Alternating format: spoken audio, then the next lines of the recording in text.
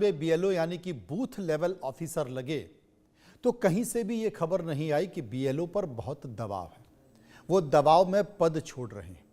बिहार से ऐसी दुखद खबर भी नहीं आई कि किसी तरह के वोटर रिवीजन प्रक्रिया का फॉर्म देने, लेने, डेटा भरने के दबाव में वो खुदकुशी कर रहे हों। लेकिन फिर ऐसा क्या हुआ कि देश के 12 राज्यों में जब 51 करोड़ मतदाताओं की एसआईआर प्रक्रिया शुरू होती है तो देश के अलग अलग राज्यों से बीएलओ के काम के दबाव में जान देने या फिर अधिकारियों के तरफ से दबाव का आरोप लगाकर नौकरी छोड़ने, काम छोड़ने की खबरें आ रही हैं।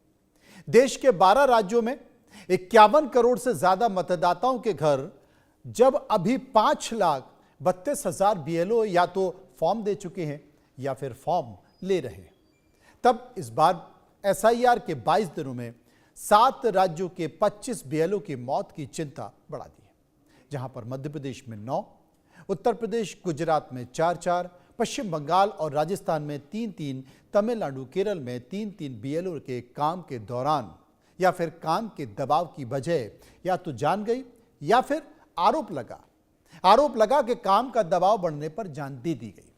हालांकि चुनाव आयोग या उससे जुड़े जिले के अधिकारी इन आरोपों को नहीं मान रहे हैं। उनका यह कहना है कि जांच हो रही है, लेकिन सवाल यह है कि क्या समस्या को जड़ से समझा जा सकता है? बीएलओ की मौत से जुड़े सवालों के जवाब जानना बेहद जरूरी है। ऐसे में सवालों को लेकर इंडिया न्यूज की टीम लोगों के बीच पहुंची और इस मसले पर तह पर हकीकत जानने की कोशिश की। देखिए, राजस्थान के टॉक में एसआईआर को लेकर बीएलओ से बातचीत की हमारे संवाददाता समीर उर रहमान ने। रिपोर्ट देखिए।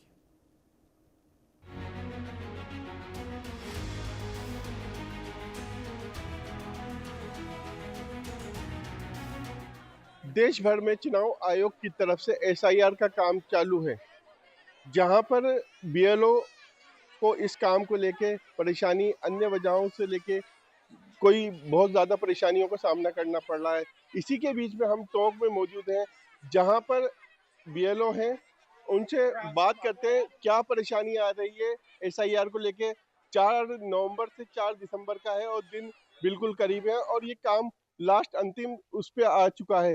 तो मेरे साथ बीएलओ है। सर, आपका नाम बताएं। जी, मेरा नाम कालूराम सैनी है।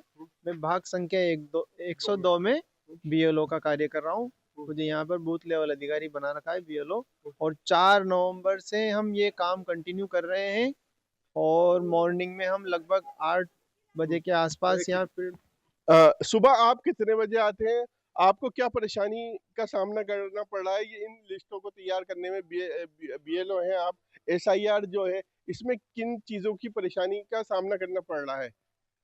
सुबह हम लगभग 8 साढ़े 8 बजे फील्ड में आ जाते हैं और इन लिस्टों को लेकर काम करने में हमें किसी प्रकार की कोई समस्या नहीं आ रही है। हम जो है हमारा काम बिल्कुल स्वेच्छा से और तन्मयता से कर रहे हैं। और ये जैसे कि एसआईआर का काम अभी हमारे पूरे राजस्थान में और अन्य दूसरे राज्यों में भी चल रहा है, तो ये हमारे देश हित का कार्य है, इसलिए हम इसको बिल्कुल एक स्व प्रेरणा से मोटिवेट होकर करते हैं। और इसके अंदर हमारे जो उच्च अधिकारी हैं उनके द्वारा भी हमें बीच बीच में मोटिवेट किया जाता है, हमें किसी प्रकार की समस्या नहीं आती है। नहीं, देखिए, आपके सुबह आप 8 बजे आते हैं, रात्रि को 8 बज जाते हैं, आपके घर का भी काम रहता होगा, आपको कई टेंशनें भी होती होगी, मानसिक तनाव भी होता होगा, उसके में आपको क्या मोटिवेशन कहाँ से मिल रहा है आपको? सर, हमारे जो उच्च अधिकारी हैं वो हमें इस चीज़ के लिए मोटिवेट करते रहते हैं। हमें किसी प्रकार की कोई समस्या फील्ड से संबंधित या जैसे फॉर्म्स से रिलेटेड कोई परेशानी आती है तो वो हम उनसे पूछते रहते हैं बीच बीच में, और वो उसका समाधान हमें बताते रहते हैं, तो हमें किसी प्रकार की समस्या और तनाव नहीं आती है। और ये मेरे साथी हैं जिनको मेरे साथ इन्होंने सहायक के रूप में लगा रखा है, ये महेश जी सक्सेना जी। जी, ये एक सहायक है बीएलओ के साथ है, महेश सक्सेना, इनसे बात करते हैं।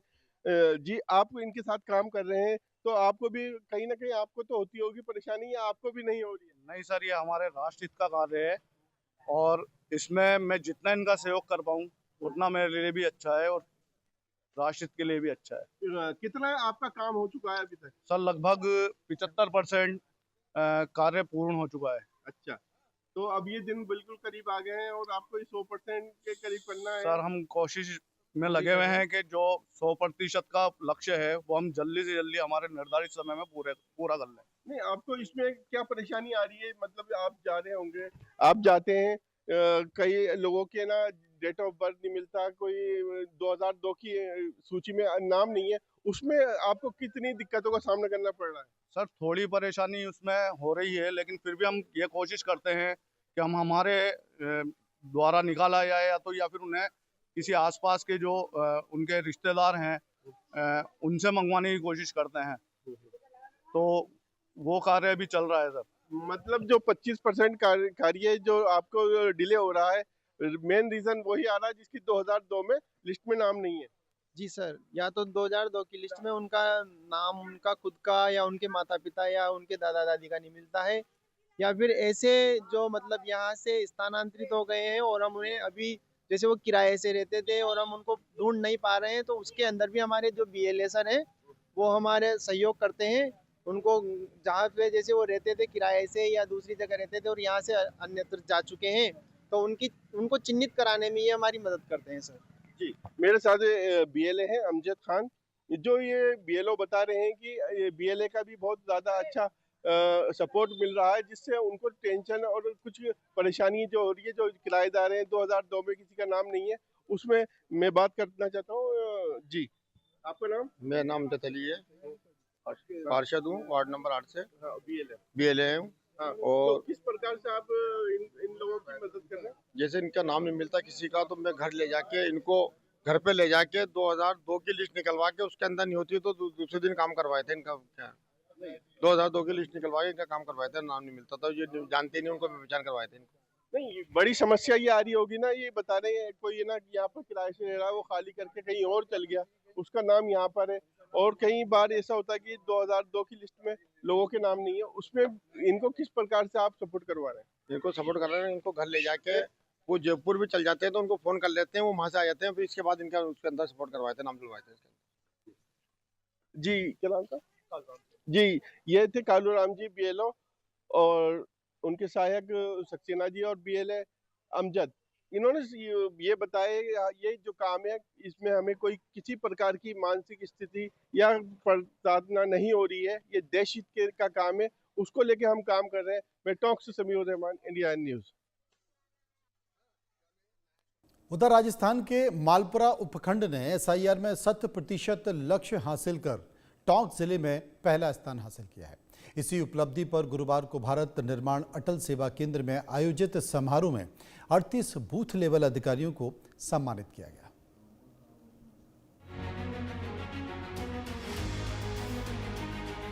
जी और ADM सर के जो नेतृत्व में हम लोग भी आपसे लगातार बात करते रहे और आपने उसको फील्ड में जितनी भी आपकी समस्याएं आई, लेकिन आपने जिस भी तरह जैसे महिलाओं का बता रहे थे उसमें वास्तव में बहुत सारी समस्याएं थी कि उनके पीयर पक्ष का भी अपन को लेना पड़ रहा था या कुछ शिफ्टेड थे, कुछ एब्सेंट।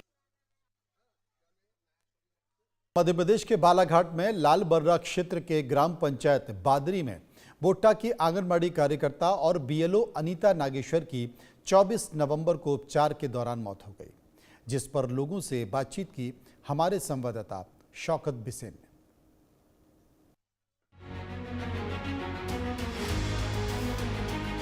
बालाघाट के लालबर्रा ब्लॉक अंतर्गत भुट्टा में आंगनबाड़ी कार्यकर्ता जो BLO का कार्य कर रही थी, उनकी मृत्यु हो गई।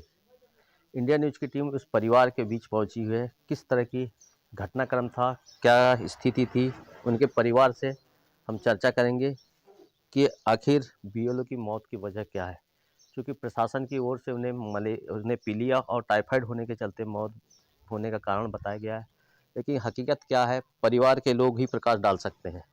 इस समय हमारे साथ मृतिका की सुपुत्री साथ में। बेटी, कैसे क्या घटनाक्रम था आपकी मम्मी के साथ हुआ था?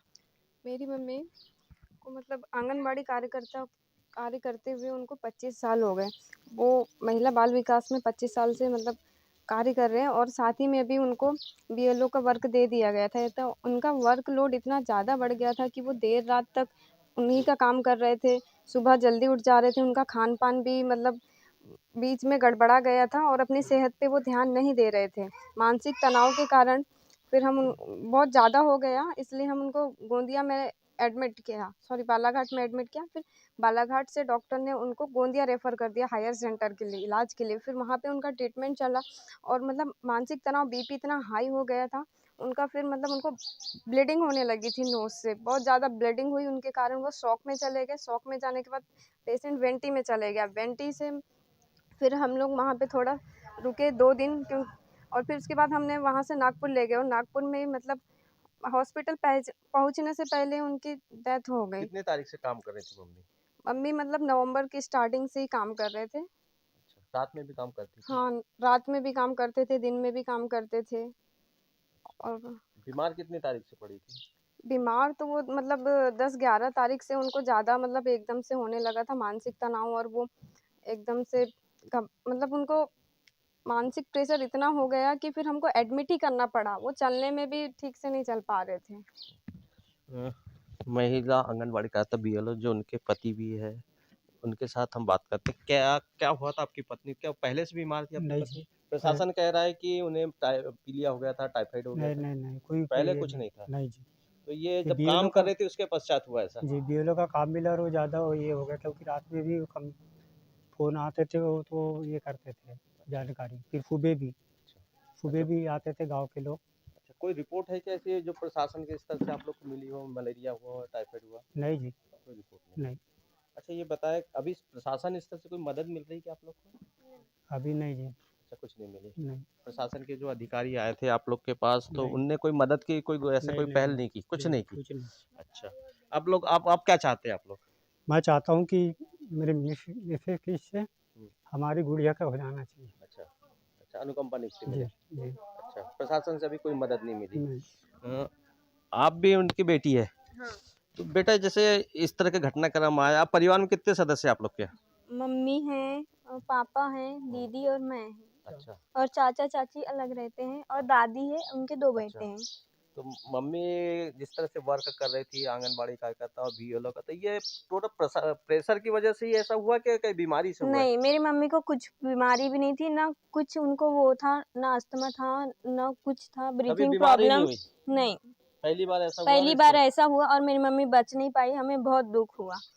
फिर भी हमें आशा थी कि हम इतना ट्रीटमेंट कर रहे हैं, इतने पैसे लगे, फिर भी हम बचा लेंगे, पर नहीं बच पाई। इतना काम नहीं देना चाहिए शासन को। अच्छा, क्या चाहते हैं अब आप लोग? कि हमको न्याय मिले और किसी के साथ ऐसा ना हो, अब किसी परिवार के साथ। और मैं चाहती हूँ कि मेरी मम्मी की जगह मुझे मिले, ताकि हम अपने परिवार को चला सकें। और हमारा तो खेत नहीं है, ना कुछ भी नहीं है, तो हमारे लिए न्याय करे शासन।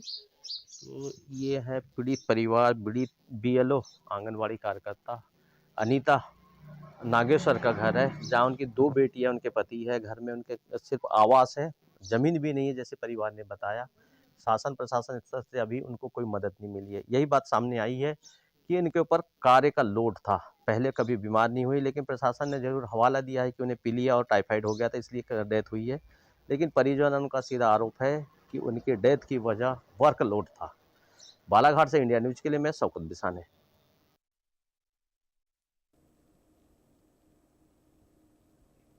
उधर राजस्थान के सवाई माधोपुर जिले के खंडार उपखंड क्षेत्र में वर्तमान में चल रही एसआईआर प्रक्रिया के काम के दबाव के तनाव के कारण राजस्थान में एक और बीएलओ शिक्षक हरिओम बैरवा की मौत की घटना सामने आई है। ये दृश्य दिल दहलाने वाला था। परिजनों ने खंडार प्रशासन, तहसीलदार पर बीएलओ की मौत का आरोप लगा दिया है।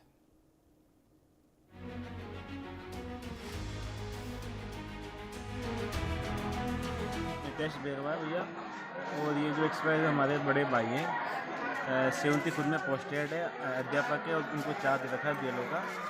तो बीएलओ के चार्ज में इतने डिप्रेशन में थे बहुत ज़्यादा, ना इनको खाने का टाइम, ना सोने का टाइम, बच्चे हैं छोटी छोटी, लेकिन ना इनके पास में परिवार के लिए समय था, और काम का इतना दबाव था कि मुझे तो मैं देखता था भैया को कि सोते नहीं थे, 2-2 बजे तक जगना, फिर 1 घंटा फिर जग जाना, सोना, मतलब कोई टाइम टेबल पूरा ख़त्म कर दिया। तो इतना दबाव एक बीएलओ को दे रखा है आपने, और एक उसी की वजह से आज ये इतना बड़ा आज हमको दुख सहना पड़ रहा है, और हम इसको शब्दों में बयान नहीं कर सकते। लड़कियां हैं, 4 लड़कियां हैं, तो बड़े दुख की बात है। और सरकार को मंथन करना प्रशासन चाहिए। का कोई नुमाइंदा अब तक आया है यहाँ पे? प्रशासन कोई भी नहीं आया या कोई भी अधिकारी या शिक्षा विभाग के या एसडीएम का कोई भी किसी ने आकर अभी तक कोई सुध नहीं ली, और ये उन्हीं की वजह से हुआ है। इतना दबाव प्रेशर काम का कि आज आदमी को अपनी जान से हाथ धो बैठा। ठीक है सर। क्या नाम है आपका? मेरा नाम आशीष बेरवा है। अच्छा, मेरे भाई जो कि हरिओम बेरवा अध्यापक है, 37 फुट में पोस्टेड है वर्तमान, और इन्हें बीएलओ चार्ज दे रखा है। तहसीलदार का दबाव है। सुबह 7 बजे निकलते हैं, रात को 12-1 बजे तक आते हैं, 2 बजे काम करते हैं, फिर 3 बजे उठा देते हैं। फिर बिल्कुल सरकार ने दबाव बना रखा है। एक तरीके से मान लो कि टीचरों को बहुत दबाव हो रहा है। भाई इनको पढ़ाने के लिए रखा है, आपने इनको काम करना, भाई काम के लिए और लगाओ ना। क्योंकि माइंड करते बहुत दिमाग खराब था। रात में मैं खुद 11 बजे तक इनके पास मौजूद था। मैंने कहा मैं भाई हो गया काम के, भाई करते बहुत दबाव बना, बोले हमारी मौत से भेजा हो रही, स्कूल संभालो का है, करूँ 4 छोरी छोरा नहीं है। और सुबह मेरी आंखों के सामने नारे थे, तेल लगा रहा खुद में खुद ही आई हो वरंडा में। मैं सोची भाई तेल लगा मेरे के नीचे कंगू कर रोज उठाव लग रहा, नहीं यही हो गया। इससे मतलब उनको तनाव में आके वो डेथ हो गई? तनाव में, डिप्रेशन में था बिल्कुल। तहसीलदार का दबाव था। अच्छा, तहसीलदार बार बार में दबाव दे रहे थे? बीएलओ पे सब पे दबाव बना रखा है। कहते ही 7 बजे से निकलो, सुबह रात को 11-12 बजे तक 1 बजे तक सोने नहीं देते। सुबह जल्दी भाई कि हमें एक रिपोर्ट दो, काम दो। अब भाई इतना काम देना चाहिए ना कि भाई जिनसे इनको मनाने नहीं हो। एक तो स्कूल का दबाव, फिर घर पे सब तरीके से माइंड। कितने बच्चे इसके? 4 बच्ची है। अच्छा, क्या करती बच्चियाँ? बच्ची छोटी है, एक तो 5वीं पढ़ती है, एक 4वीं पढ़ती है, और 2 अभी छोटी है। एक तो 2 साल की, 1 साल भर की है। कितने साल का था ये हरिओम? हरिओम जी तकरीबन 32 साल के थे।